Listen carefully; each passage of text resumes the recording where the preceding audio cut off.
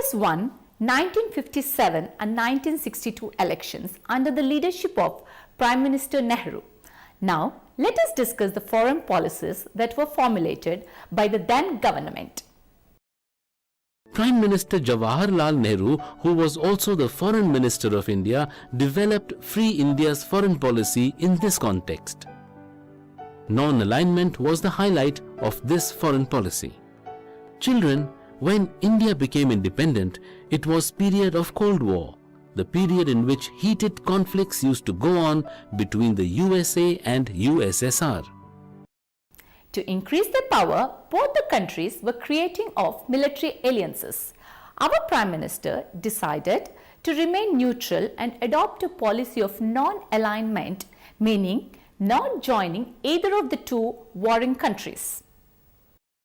Countries like Indonesia, Egypt and Yugoslavia also joined the non-aligned movement.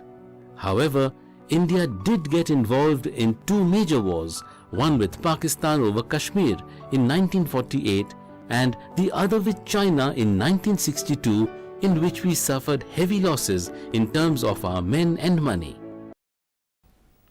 Despite all the odds, Nehru went to polls in 1962 and led the Congress party to victory, though with a diminished majority. During this general election, opposition parties performed much better than expectation.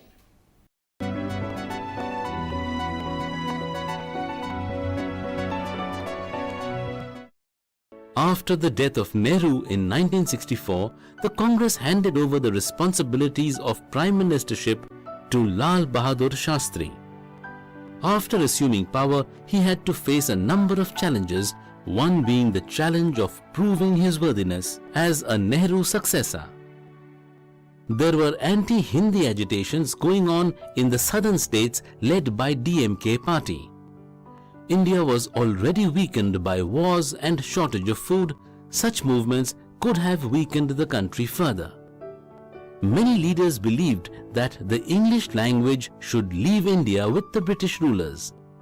Its place, they argued, should be taken by Hindi.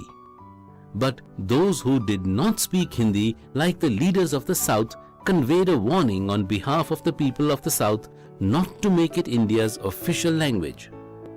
They expressed their anger over the issue by staging dharnas and protest marches and by burning the Hindi literature. A compromise was finally arrived at, namely that while Hindi would be the official language of India, English would be used in courts, the services and communications between one state and another. Also, each state was given the right to have a language of its own. The unity of the country was at the stake, so the leaders had to make these compromises.